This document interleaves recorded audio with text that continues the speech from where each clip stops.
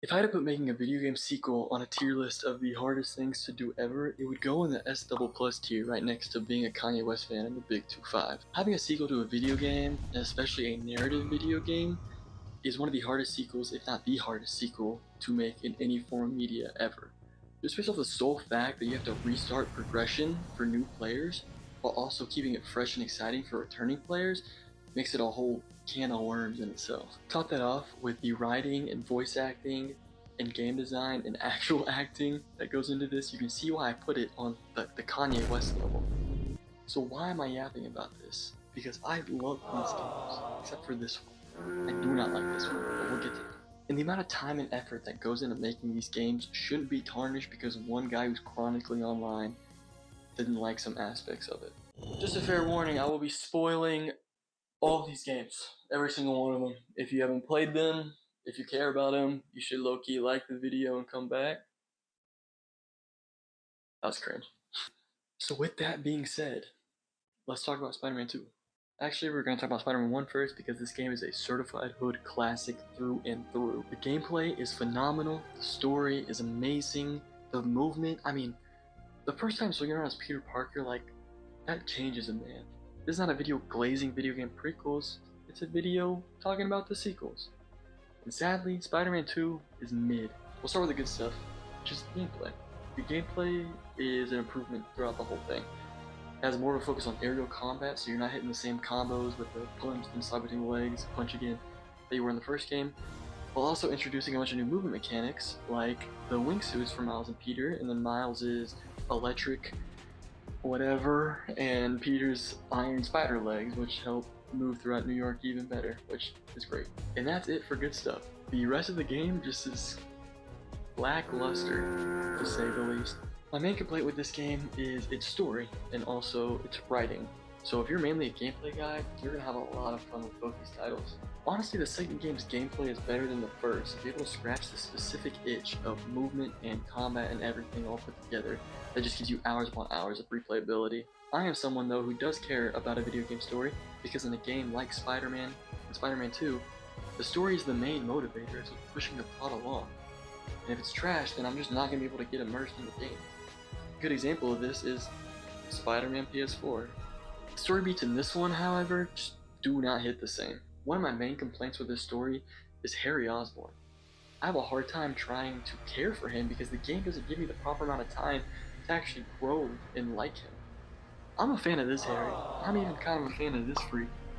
But it feels like they just threw this uncanny valley looking guy in here and was like, come on man, it's Harry Osborn with the Venom suit, it's so tough. Which like, yeah, I mean this section was fun in the game, but like, I just don't care about him. They give you the carnival mission, and they give you the mission with Agent Venom right after, which like, yeah, those are fun, but they don't make me care about Harry. It's just fun gameplay. At the end of the day, Harry is not a guy I'm inviting to my Xbox Live party. And my biggest complaint about the actual story is just its ambition. I mean, you have two different villains with two different protagonists in like 20 hours to get a good story, and it's just, you're not going to get it fleshed out enough. They followed the same formula as the first one, with one villain being Kraven at the start of the game, and while you're fighting him, the second villain, Venom, is building up in the background. Which just kind of feels like they're dipping their toes in a bunch of different pools without actually committing and jumping into one fully. I mean, in the first game, this formula hit like an atomic bomb, but in this game, it just kind of hits like coughing baby. And if we're still glazing the first game, I knew the fate of Doc Ock, I knew the fate of Mr. Negative, and I knew the fate of Aunt May, and I imagine y'all did as well. But the game still took the proper amount of time to build those characters up, so whenever one of them died, or bombed City Hall, it got you to feel for them. And this game tries to do that, but it doesn't build the ground to stand on for them to say those things. The first thing that comes to mind is the Peter and MJ fight.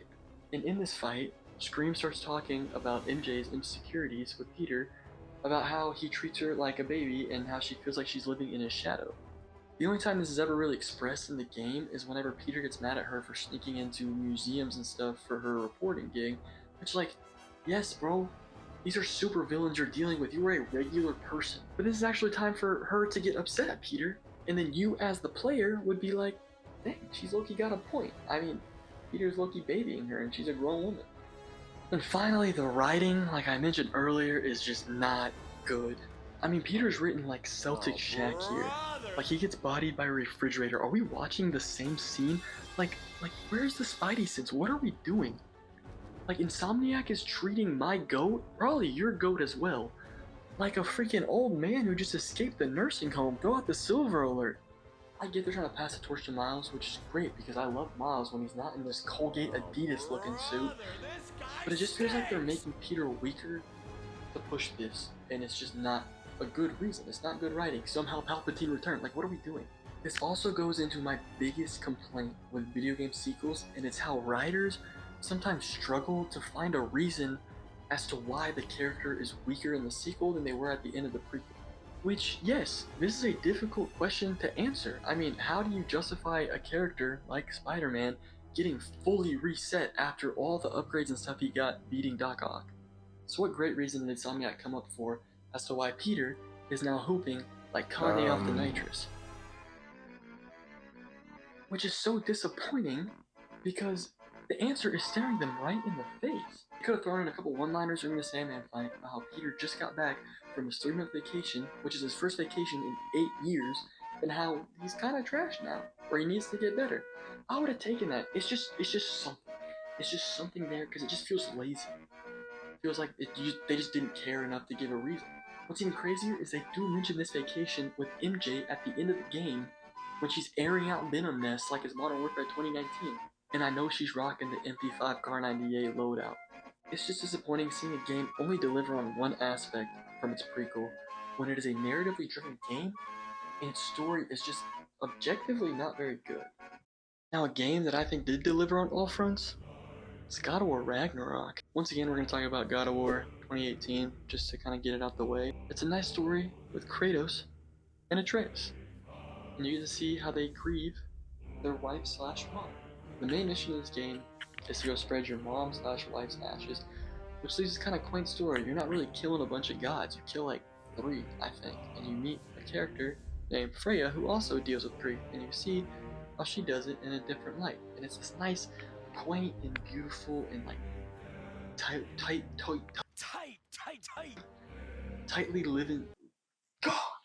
tightly woven story.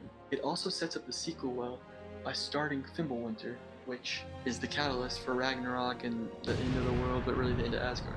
In the sequel, you can tell a lot of time has passed. Kratos is more mature with his emotions and his way of grieving, and Atreus is also like no longer preteen. He's just like teen Atreus. While the first game was a quaint, nice little story about a father-son going to spread one of their loved one's ashes, this one's about a full-fledged war on a full realm in Norse mythology.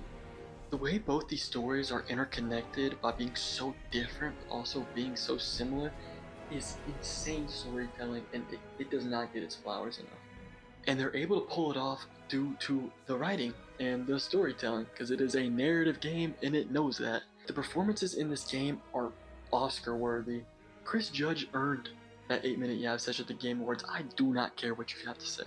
Read boy. Anyways, this game's probably most known for its opening, because it is one of the best openings in any video game ever. I mean, you fight Thor, and there's a scripted death, and then he brings you back to life. That is so tough! And just listen to this. Let the God of War out! Let me see him! Thor is calling Kratos a bum, and if you keep playing the game, you realize that Kratos has been so worried about training Atreus because he thinks he's going to die at the end of Ragnarok that he has had no time for himself. So of course he's going to lose some of his skills. You also start with both weapons you ended the first game with, because why would you not? I mean, it's textbook. It's textbook.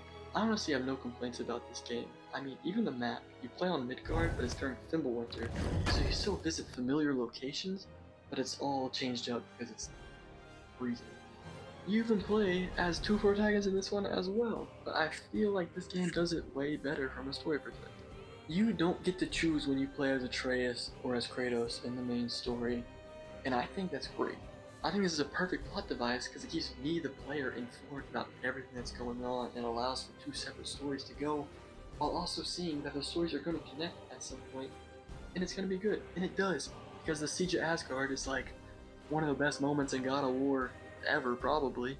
Overall, I think this should be the template of how narratively driven sequels go. I mean, you have a reason as to why you're reset. It plays off the first game. It's just the writing, the acting, the whole 9 yards. It's amazing. And I don't want to compare the two games because they're both separate games. They're trying to teach different things. I'm not here to compare. But if Insomniac just took some notes, I mean, come on, bro, it's right there. Now, I know I'm gonna catch a lot of flack for this take because it's kind of outrageous, but I think Tears of the Kingdom is the much better game compared to Breath of the Wild. And I know everyone's argument for that is the exploration and the gameplay of Breath of the Wild clears Tears of the Kingdom, but I personally just did not feel that way playing through both these games. When playing through Tears of the Kingdom, I had a lot of fun because I didn't abuse the Ultra Hand, even though it was very easy to do so, and I see why a lot of people did and ended up not having a fun time with the game. Take, for example, the freaking hover bike, whatever. This thing ruined playthroughs because you could just build it easily and then you'd have a way to get around the entire map. It just kind of made exploration pointless because you could just travel from point A to point B without finding anything along the way. I didn't end up using this hover bike.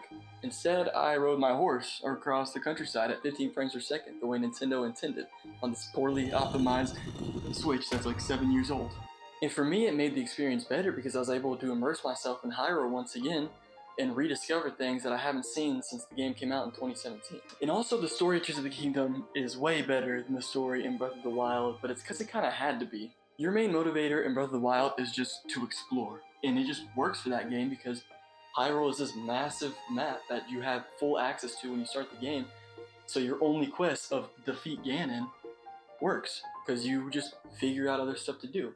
Tears of the Kingdom, on the other hand, you've already been here, you kind of know how everything works, so you need a story to motivate you to get through the main game, instead of just exploring this new land, because this new land is actually kind of super old. I feel like the story told through these memories is way more intriguing than the story told through the memories of Breath of the Wild, because those characters just really aren't that memorable. I mean, I remember Mipha because of her grace and Rivali because of his Gale, but besides that, I cannot name another character besides Link, Zelda, and Ganon. But experiencing these memories through Zelda's eyes provides a really good insight on what happened and creates this intriguing story about Ganon, and we get to see him at full power with the army of the Gerudo going to take over Hyrule. And it's interesting, and there's different plots, and there's a climax, and it's just great. The game even addresses the "why are you a bum now" allegations, because you start the game as Breath of the Wild Link, and you're max hearts and max stam, until you touch Ganondorf's mummy or whatever that thing is, and become a bum again. And from a gameplay perspective, I feel like the dungeons were way better. Not saying they were great, I mean there were a few stinkers. The Water Temple, not my favorite. But the Air Temple, this is goated. Everything about this is just goated. But I feel like they're better than the Divine Beast, because the Divine Beast were all copy-pasted. I know this is a grass is green take, but I'm still saying it. It was all the exact same, and there was really no way around that. But personally, it felt like 90% of this game had a lot of thought and effort put into it for it not to just be an asset flip of Breath of the Wild and actually try to make it its own game and own experience, which I appreciate. But the other 10% sadly cannot be said the same for. What I'm really talking about is the Secret Stones. I feel like they completely fumbled, turned the ball over, everything when it came to actually giving these races some rich new lore due to the fact that we're seeing them 1,000 years ago, especially when these games just do not fit in the Zelda timeline whatsoever. It would have been interesting to maybe, throw a dog a bone and actually help us out. But instead they give you the same 4 cutscenes with just different people in them, but they say the exact same thing and they give you the lame power. I mean, this is no Rivali's Gale, this is no Mipha's Grace, this is, I don't even know, freaking Duelin's powers.